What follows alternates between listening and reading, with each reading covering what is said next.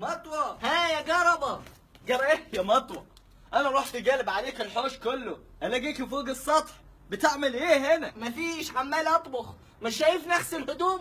اغسل هدوم في السطح عشان انشرهم هنا. المهم يا ست الحسن والجمال، انا جايب لك خبر عن العال يلي وشك شبه بنخال.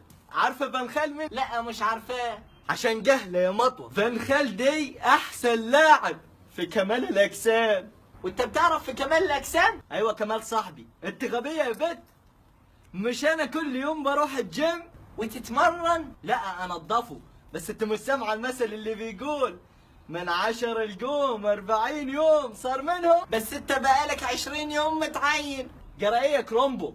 هتفضل تحججه معايا وما تخلينيش اقول لك الخبر؟ طب ها قول. انا رحت للكراده جروب واشتريت منهم علبه بتاع الضخامه، ورحت شاريها ب50 جنيه. شوف الرخص يا مطوه.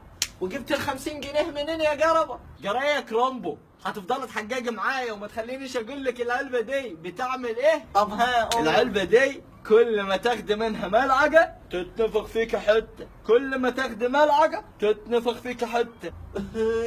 طب لو رحت واكلها كلها هتخلص. لا انا قصدي جسمك هيبقى عامل ازاي؟ هيبقى راسي راس اسد، وصدر صدر غوريلا، ورقدة رقدة نمر، ونظرتي نظرة صقر. يا لهوي، اسد وغوريلا ونمر وصقر. يعني حيوان. تصدق انت اللي حيوانه وبنت كلب، وانا الحق عليا اني بكلمك. قومي يا بنت من هنا، قومي. يا بوي الحق يا بوي. في ايه يا منصور؟ فاكر العلبة السوداء اللي جبتها البارح؟ العلبة السوداء اللي انا جايبها؟ جدتي راحت تاكلها كلها، فكرها حليب. خرب بيتك يا قربة. عمالة تتنطط جوه البيت زي القط، بتصيح فلوسي فلوسي. ربنا يستر.